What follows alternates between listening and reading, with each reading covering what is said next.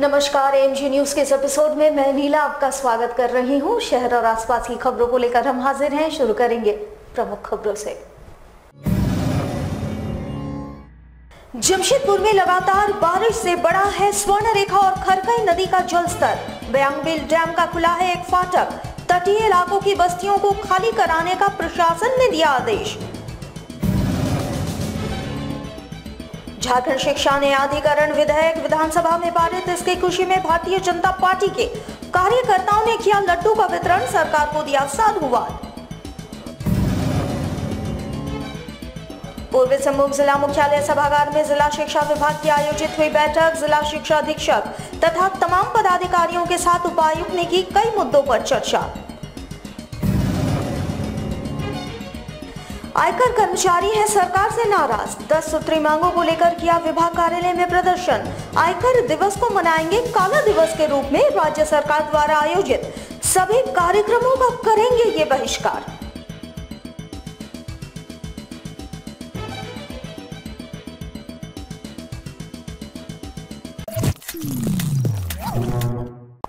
अब खबरें विस्तार से।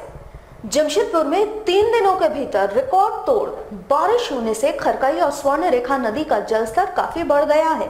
वहीं ओडिशा के बयांगबिल डैम का एक फाटक भी खोला गया है, जिससे जमशेदपुर शहर के नदी किनारे बसी बस्तियों में बाढ़ का खतरा बना हुआ है। फिलहाल जिला प्रशासन ने नदी किनारे बसी बस्तियों को खाली कराने का आदेश भी दे दिया है। मौसम विभाग ने भी हाई अलर्ट करते हुए भारी बारिश की चेतावनी दी है, जिससे नदी किनारे बसे लोगों में डर का माहौल बना हुआ है। बाढ़ को लेकर हम लोग ऑलरेडी 1-1.5 महीने पहले मीटिंग कर चुके थे। जो भी उसमें स्टेक होल्डर्स हैं, हम लोग सबको अलर्ट कर दिए हैं। अभी जो 2 दिन से बारिश हो रही है उस पर हम लोग कंटिन्यूअस नज़र रखे हुए हैं। जहां पर भी अगर सूचना मिल रही है कि हाँ पानी ज़्यादा लेवल हो रहा है तो वहाँ पे हम लोग अप्रोप्रिएट एक्शन लेंगे, बट अभी तक ऐसी कोई इन्फॉर्मेशन नहीं आई है। उड़ीसा का डैम का फाटक खोलने की बात आ रही है मैडम, क्या है मैडम? उड़ीसा का डैम खोलने में पहले जिला प्रशासन के द्वारा सतर्क कर दिया जाता है। हाँ जी, हम लोग सबको अलर्ट पे रखे हुए हैं और हम लोग खुद भी उसको मॉनिटर कर रहे हैं। जैसे अभी वाटर लेवल कहीं पर भी डांजर लेवल से ज्यादा नहीं है। जब भी वैसा होगा तो हम लोग अप्रोप्रिएट उसमें कार्रवाई करेंगे। झारखंड शिक्षा न्यायाधिकरण विधेयक विधानसभा में पारित कर दिया गया है।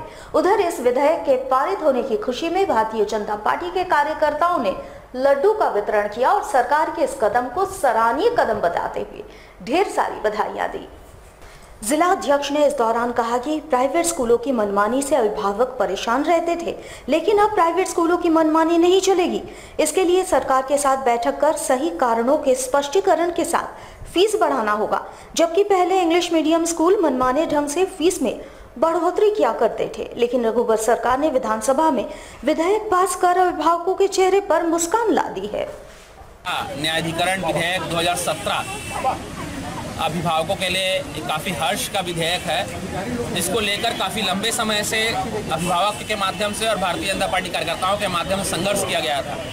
लगातार माननीय मुख्यमंत्री जी को और शिक्षा मंत्री जी को बार बार कार्यकर्ता अवगत कराते थे। अपने पार्टी के प्रवक्ता श्री अंकित आनंद जी ने इस विषय को लगातार ध्यान आकर्षण शिक्षा मंत्री और मुख्यमंत्री जी को कराया था और अब विधेयक विधानसभा में पारित हो गया है, जिसको लेकर अभिभावकों में खुशी की लहर है। साथ साथ भारतीय जनता पार्टी कार्यकर्ता उत्साहित हैं कि जिस मांग को लेकर लंबे समय से लड़ाई लड़ी जा रही थी, वह मांग अब पूर्ण हो चुकी है। विधानसभा के माध्यम से कानून बनकर निजी विद्यालय पर जो शिकंजा कसने की बात थी, अब निजी विद्यालय बिना सरकार से बातचीत किए किसी प्रकार की फीस में बढ़ोतरी नहीं कर सकते। जो विद्यालय के अभिभावक चिंतित रहते थे प्रत्येक वर्ष आने वाले समय पर स्कूल को लेकर कि अगले साल कितनी फीस की बढ़ोतरी होगी, अब इस पर कानून के तहत सरकार और विद्यालय दोनों मिलकर बैठक करके अभिभावकों के माध्यम से इस पर सारी रूपरेखा बनाई जाएगी। जमशेदपुर स्थित जिला मुख्यालय सभागार में जिला शिक्षा विभाग की बैठक आयोजित की गई, जिसमें जिला शिक्षा अधीक्षक तथा तमाम पदाधिकारियों के साथ जिले के उपायुक्त शामिल थे। इस दौरान जिले के उपायुक्त ने शिक्षा में गुणात्मक सुधार लाने की दिशा में निर्देश सभी पदाधिकारियों को दिया। वर्तमान समय में सरकारी स्कूलों में हो रही समस्याओं तथा बेहतर शिक्षा के लिए उत्तम संरचना छात्रों को प्रदान करने के उद्देश्य से इस बैठक का आयोजन किया गया था। जिले के उपायुक्त ने इस दौरान विभाग को दिशा निर्देश दिया कि केवल छात्रों ही नहीं बल्कि अब शिक्षकों में भी परिवर्तन लाने की जरूरत है। उन्होंने कहा कि शिक्षक लगातार एक ही पद्धति में छात्रों को पढ़ा रहे हैं, जिसे बदलने की आवश्यकता आन पड़ी है।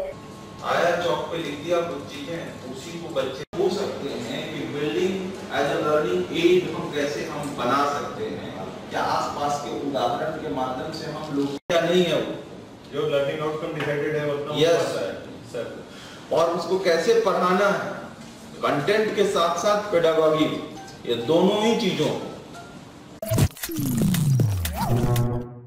जमशेदपुर के आयकर विभाग कार्यालय में कर्मचारियों के द्वारा अपनी 10 सूत्री मांगों को लेकर प्रदर्शन कर आयकर दिवस को काला दिवस के रूप में मनाने का निर्णय लिया गया।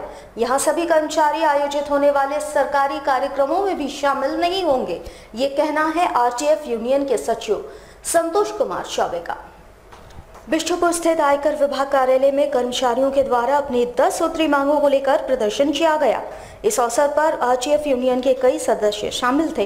प्रदर्शन के संबंध में मीडिया से बात करते हुए संतोष कुमार चौबे ने कहा कि विभाग में कर्मचारियों की कमी सहित 10 सूत्री मांगों को लेकर पिछले कुछ वर्षों से आरटीएफ यूनियन के द्वारा चरणबद्ध तरीके से आंदोलन किया जा रहा है, मगर अब तक केंद्र सरकार हमारी मांगों पर विचार नहीं कर रही है, जिसे देखते हुए 24 जुलाई को होने वाले आयकर दिवस का बहिष्कार काला दिवस के रूप में किया जाएगा और केंद्र और राज्य सरकार के द्वारा आयोजित होने वाले सभी कार्यक्रमों का बहिष्कार आयकर कर्मचारी करेंगे, जहां आयकर दिवस के दिन सभी कर्मचारी काला बिल्ला लगाकर काम करेंगे। हम लोगों के जो डिमांड्स है वो काफ़ी पहले से हम लोग सीबीडीटी के समक्ष रखते रहे हैं, जिसमें 10 सूत्रीय डिमांड जो प्रमुख रूप से हम लोग रखे हैं, उसमें सहायक आयकर आयुक्त के पद पे प्रमोशन की और जो खाली पड़े हुए पद हैं 40% खाली पद हैं हमारे विभाग में जो अधिकारियों और कर्मचारियों के लिए है, तो काफ़ी सुचारू रूप से चलाया जाए और लगभग विभाग के प्रत्येक कर्मचारी और अधिकारी को उसकी शिक्षा दी जाए। तो कल हम लोग ब्लैक रिबन लगाएंगे।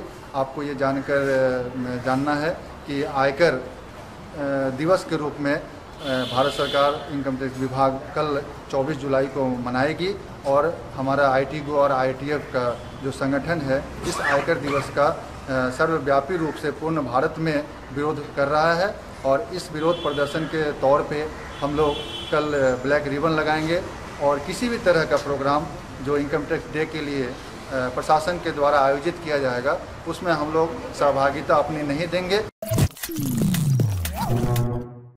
जमशेदपुर अभिभावक संघ के साथ बड़ी संख्या में अभिभावकों ने अपनी 2 सूत्री मांगों को लेकर सोमवार को उपायुक्त कार्यालय के समक्ष एक दिवसीय अनशन सह धरना दिया। निजी स्कूलों के मनमाने रवैये के खिलाफ यह अनशन रखा गया था। संघ की मांग है कि निजी स्कूलों की मनमानी पर रोक लगाई जाए, मुख्य रूप से शहर के सभी निजी स्कूलों में बस सेवा शुरू किए जाने तथा दूसरी मांग निजी स्कूलों में अभिवंचित वर्ग के आरक्षित सीटों पर बीपीएल बच्चों का नामांकन लिया जाना शामिल है।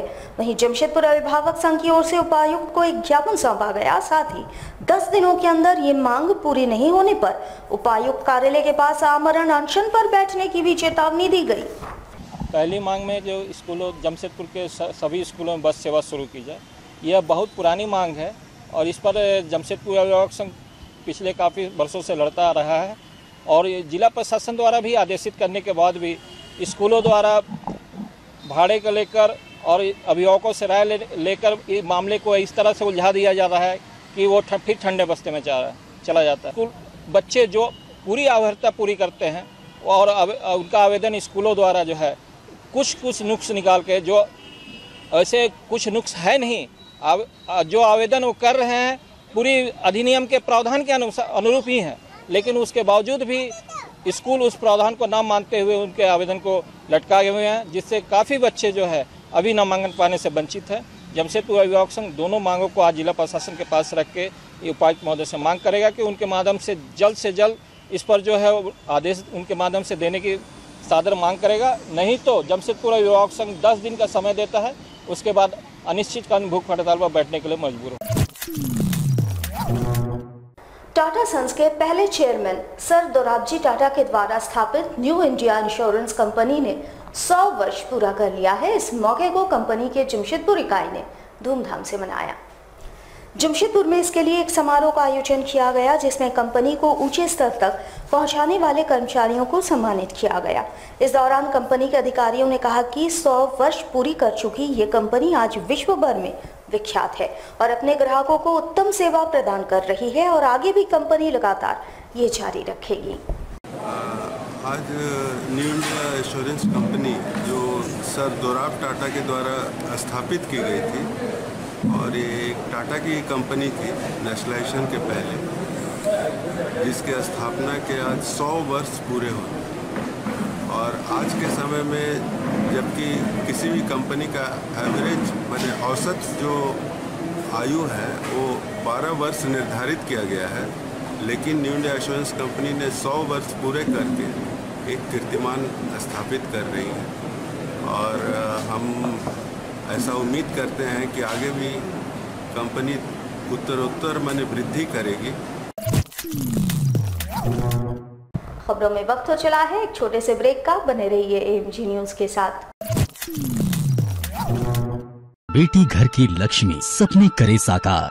सुकन्या समृद्धि योजना, लाभ ले जब परिवार। सुकन्या समृद्धि योजना बेटियों के लिए शुरू की गई एक विशेष योजना है, जिसका मकसद है बेटियों की उच्च शिक्षा और शादी में आने वाले आर्थिक संकटों से निजात दिलाना। इसके लिए आपको सिर्फ इतना करना है कि बैंक या पोस्ट ऑफिस में अपने बेटियों के नाम एक खाता खुलवाकर उसमें एक निश्चित राशि 14 वर्षों तक जमा करानी है, जिस पर आपको मिलता है 9.2% का ब्याज। इतना ही नहीं, इस योजना से मिलने वाली राशि पूरी तरह से कर मुक्त है। बेटियां बेटों से कम नहीं, बेटियां समृद्धि की प्रतीक हैं। ज्यादा जानकारी के लिए बैंक या पोस्ट ऑफिस से संपर्क करें।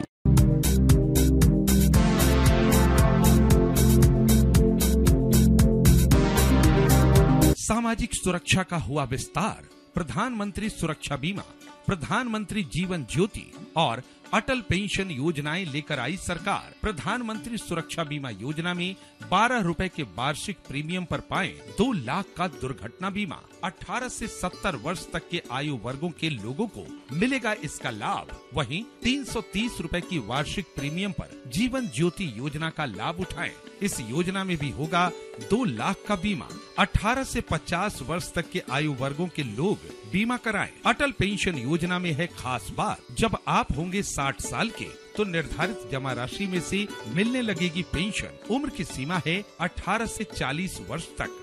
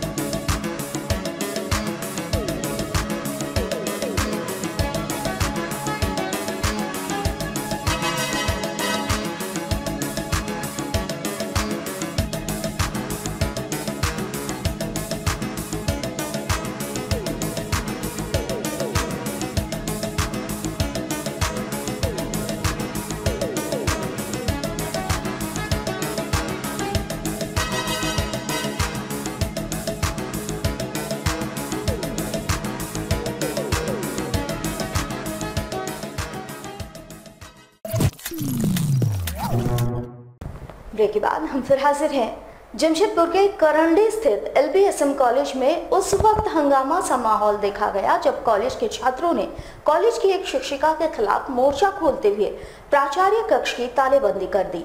मामला इतना उग्र हो गया कि कॉलेज में पुलिस जवानों को भी तैनात करना पड़ा।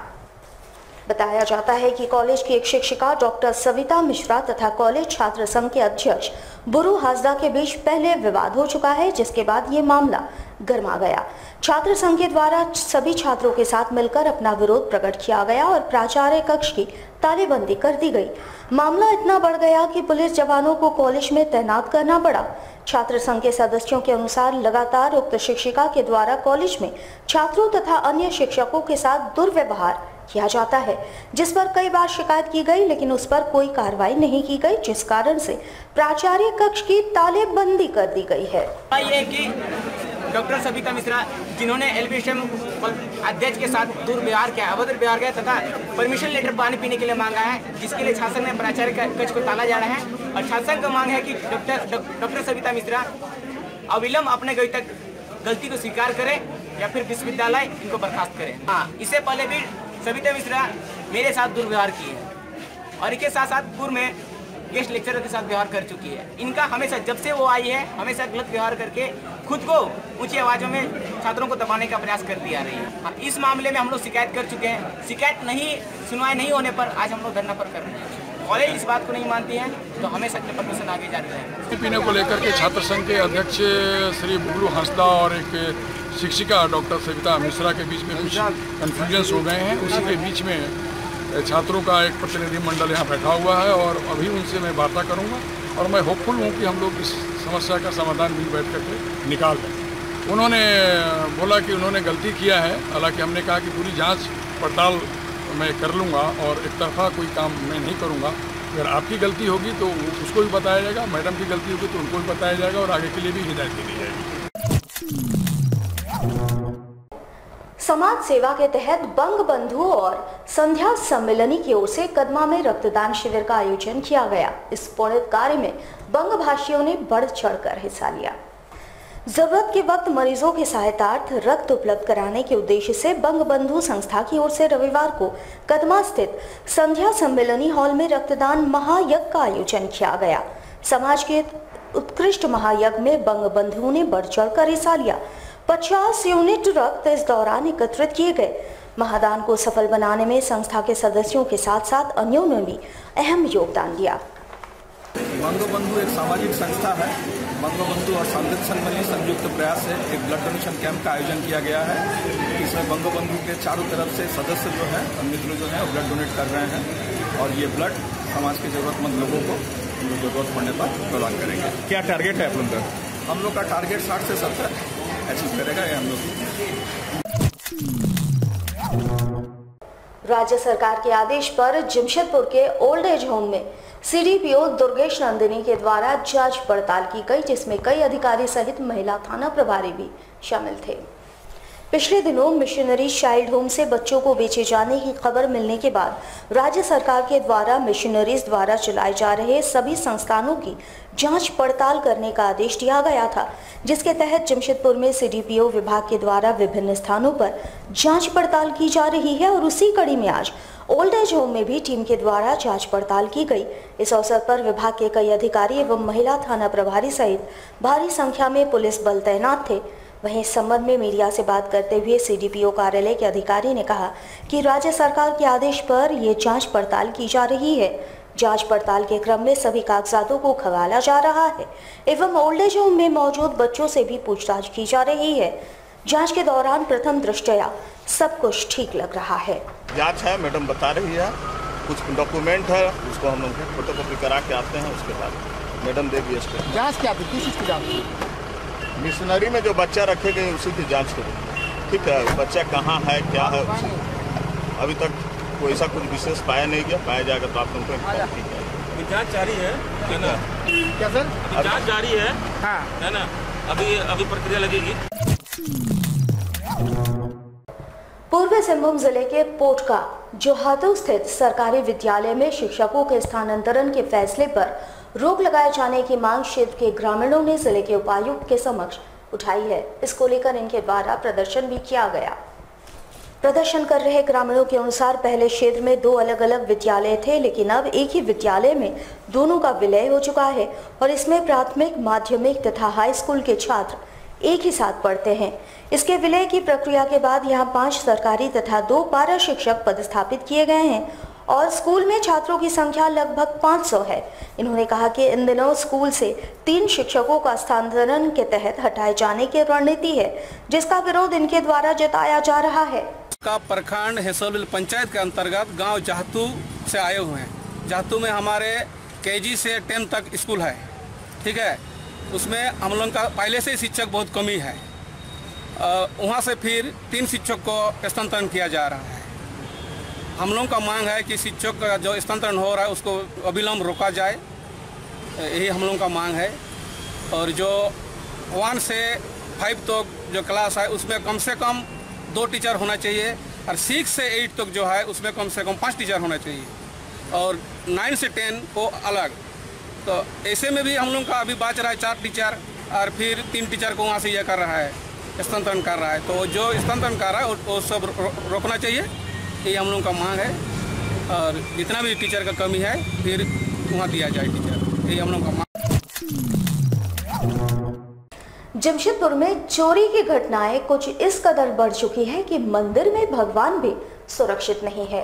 ताजा मामला बिशुपुर थाना क्षेत्र स्थित साउथ पार्क गवर्नमेंट कॉलेज के मंदिर में घटी है, जहां चोरों ने मंदिर में रखी मूर्ति समेत दान पेटी से दान के पैसे भी चुरा लिए। बताया जाता है कि यह वर्ष 1960 से श्री श्री राधा गोविंद मंदिर है और पिछले दिनों यहां साईं बाबा की मूर्ति भी स्थापित की गई थी। बीती रात पूजा अर्चना के बाद यहां मंदिर में ताला लगाकर कपाट को बंद कर दिया गया था। सुबह जब पुजारी मंदिर पहुंचे तो उन्होंने ताला टूटा हुआ पाया। जब उन्होंने भीतर देखा तो मंदिर से साईं बाबा की मूर्ति ही गायब थी, साथ ही दान पेटी का ताला भी टूटा हुआ पाया। इस पर इनके द्वारा पुलिस में शिकायत दर्ज कराई गई है। जगन्नाथ भगवान का फोटो बैठा के सब पूजा उजा करने के बाद हम लोग ताला वाला मार के चल गए थे घर। सुबह आके देख रहे ताला खोले, मूर्ति गायब। और जब मूर्ति का जो ताला है ग्रिल का अंदर से लॉक किया गया है, अंदर से ही ताला खोल के कोई ले गया। वहाँ पे साईं भगवान थे, साईं भगवान को मूर्ति बैठाया था, मूर्ति बैठाए हुए थे। कभी कभी लगता मेरा समाज का ही होगा, कभी कभी लगता है कौन चिड़ का मारे कोई बाहर के ऐसे करके फंसाने का ही किया होगा। गली का हम लोग सब देख रेख सब पापा ही तो कर रहे हैं, तो हम लोग कैसे बोलेंगे। बीच में ऐसे चाबी के लिए बोला था, चाबी दो हम लोग चाबी नहीं दिए, चाबी नहीं दिया तो ताला तोड़ के सब कर दिए। पुलिस को दे दिए हैं, पुलिस आके छानबीन किए हैं, आगे कार्रवाई वही करेंगे, देखते हैं। खबरों में वक्त हो चला है एक छोटे से ब्रेक का, बने रहिए AMG न्यूज के साथ। मेरी पढ़ाई और शादी की चिंता छोड़ो, क्योंकि हमारी पढ़ाई और शादी की फिक्र रघुवर सरकार की कई योजनाओं ने दूर कर दी है। और अब रही तुम्हारी बात, कुछ पता है सरकार ने किसानों के लिए क्या किया है? क्या किया है सरकार ने? सरकार ने फसल बीमा योजना शुरू की है। फसल बीमा योजना? हाँ, फसल बीमा योजना। इसमें रबी की फसल पर मात्र 1.5%, खरीफ पर 2%, बागवानी पर 5% और तिलहन पर 1.5% तक की प्रीमियम दो और बाकी की राशि राज्य व केंद्र सरकार देगी। और हाँ, एक बात ध्यान रखें, यह सभी किसानों के लिए है, चाहे वो बटाई पर खेती करता हो या उनका खुद का खेती का कारोबार हो। हम करेंगे खेती, लाभ लेंगे फसल बीमा का। जब सरकार है हमारे साथ तो फिर क्या कष्ट जिंदगी का। अरे गौरी जल्दी करो। आई पापा आई। पापा बेटा ठीक से रहना। हाँ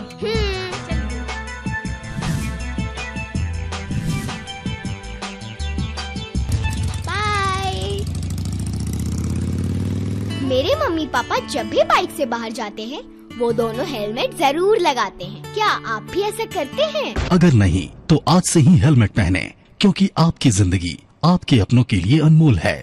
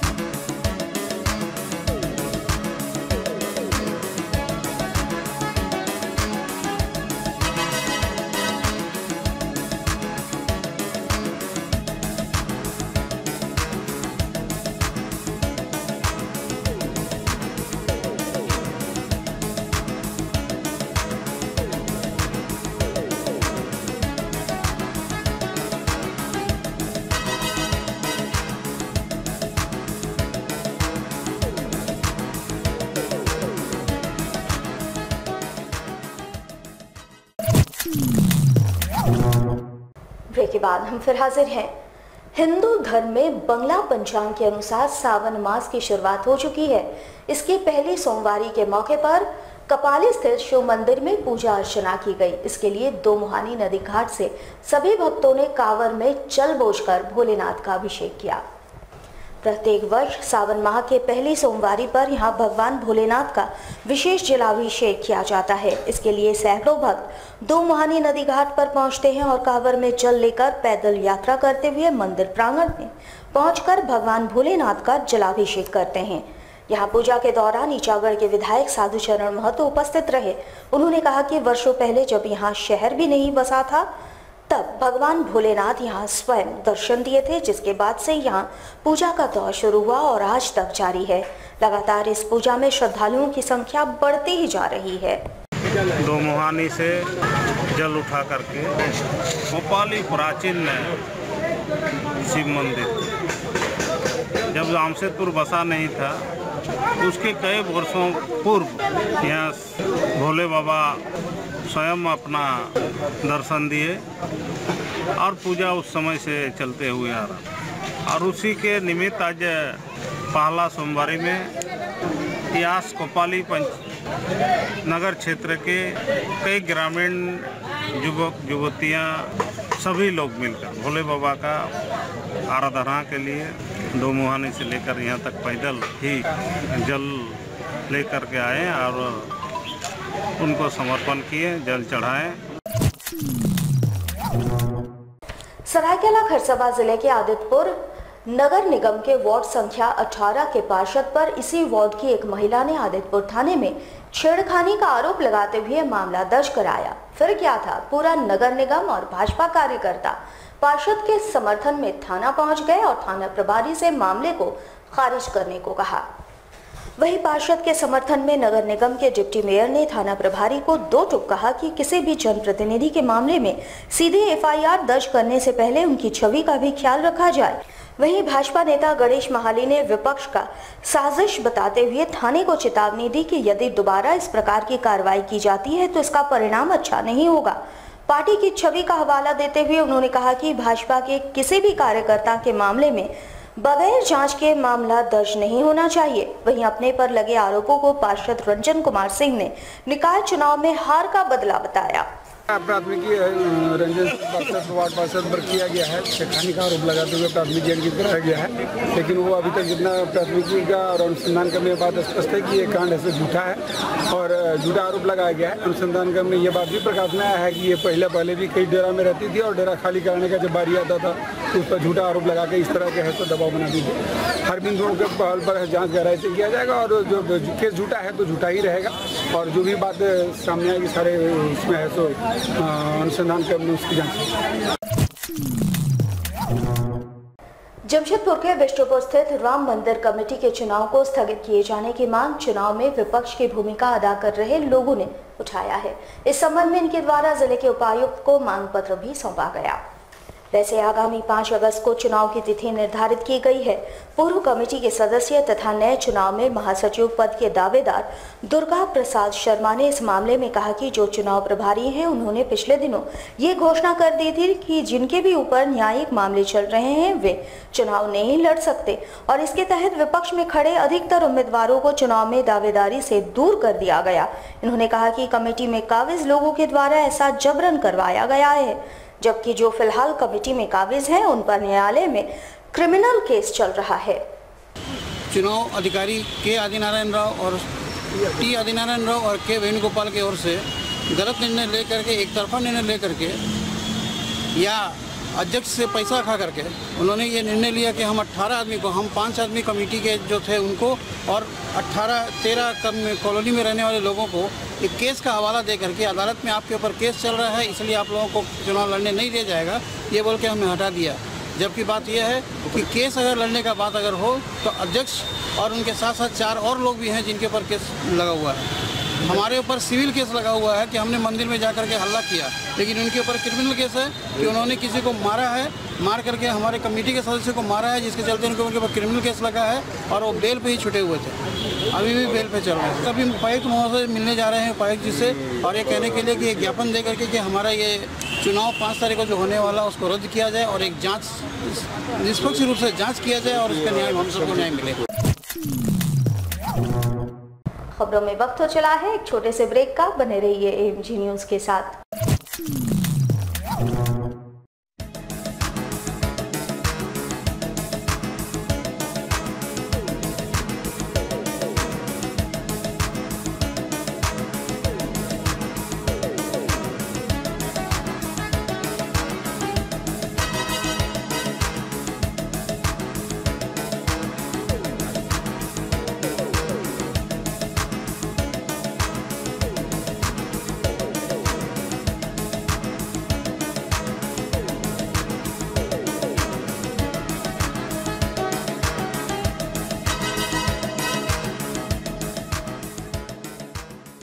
अरे यार, लंच का टाइम हो गया, काम ही करते रहोगे क्या?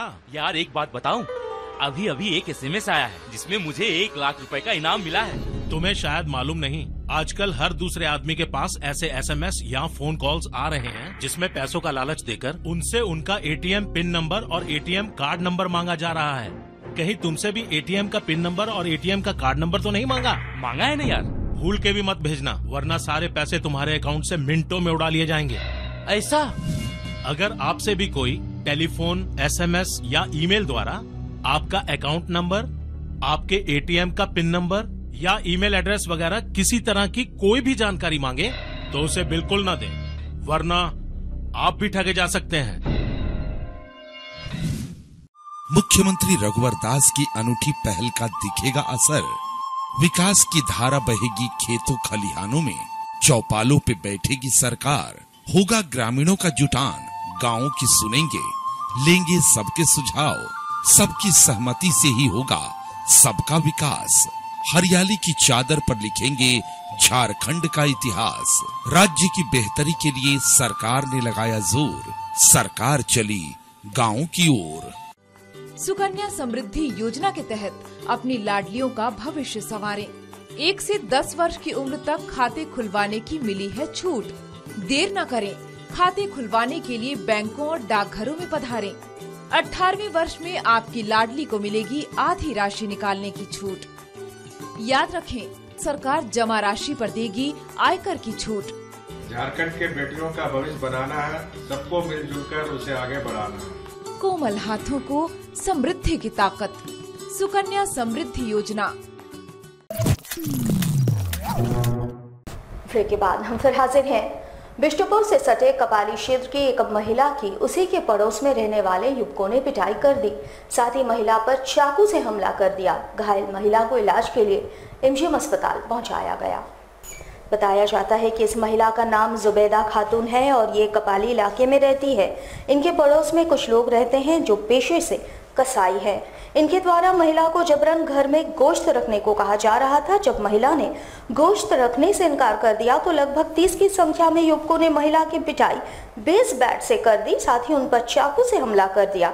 30-40 लड़का लोग है, बोला झोला रखो, तो हम बोला नहीं रखेंगे, झोला नहीं रखेंगे। उसी में मेरे से बकझक होने लगा। बकझक होते होते और मेरे को थप्पड़ चला दिया। हम इसको गाली भी दिए, बोले नहीं रखेंगे तुम्हारा झोला। अच्छा, मेरे को थप्पड़ चलाया, बोले नहीं रखेंगे। मारपीट करने लगा, छुरी निकाला, डंडा निकाला।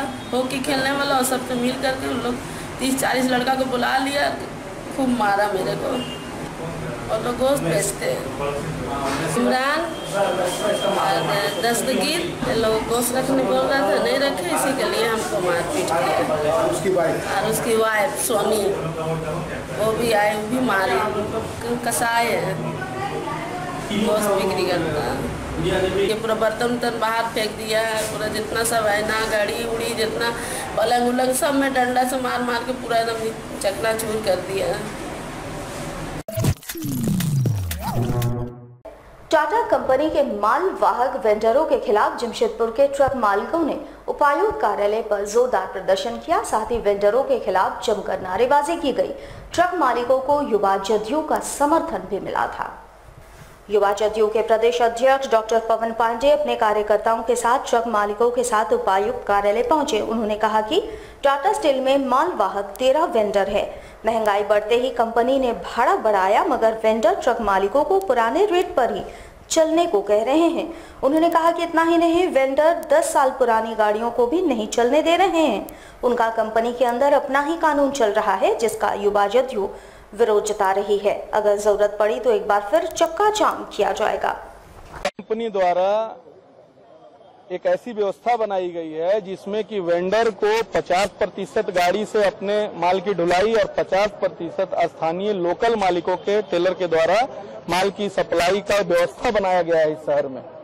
लेकिन 13 वेंडर ऐसे हैं जो स्थानीय माल की ढुलाई करते हैं, जो कि 50% गाड़ियों को साजिश करके स्थानीय मालिकों का बाहर करने का काम कर रहे हैं। क्योंकि पहले में 128 रुपया रेट टिस्को द्वारा दिया जाता था, लेकिन जब से महंगाई डीजल में बढ़ी है, रेट बढ़ा है, आपका टायर का मेंटेनेंस का रेट बढ़ा है, तब से 128 रुपये को बढ़ाकर 215 रुपया टिस्को ने कर दिया है। लेकिन ये लोग जो है पुराने रेट में ही गाड़ी को चलवाने के लिए स्थानीय मालिकों को बात कर 105 रुपये रेट देने को कह रहे हैं, जो कि सरासर अन्याय है, गलत है। दूसरा कि गवर्नमेंट ऑफ इंडिया का ये नियम है कि कोई भी गाड़ी 15 साल तक सड़क पर माल ढुलाई कर सकती है, चल सकती है, लेकिन इन लोगों ने तुगलकी फरमान कर दिया, सरकार के संविधान को मानने से इनकार कर दिया। ये लोग कह रहे हैं 10 साल तक की गाड़ियां ही माल ढुलाई कर सकती है। हमारे साथ लगातार जुड़े रहने के लिए आप हमें YouTube पर जरूर सब्सक्राइब करें। अगर आपके पास कोई सूचना या समाचार हो या फिर आप हमारे न्यूज चैनल में विज्ञापन देना चाह रहे हो तो हमारे टीवी स्क्रीन पर चल रहे इस नंबर पर हमारे साथ जरूर संपर्क करें। आज के लिए बस इतना ही। कल आपसे फिर मिलेंगे कुछ नई खबरों के साथ। तब तक के लिए MG न्यूज की पूरी टीम को दीजिए इजाजत। नमस्कार।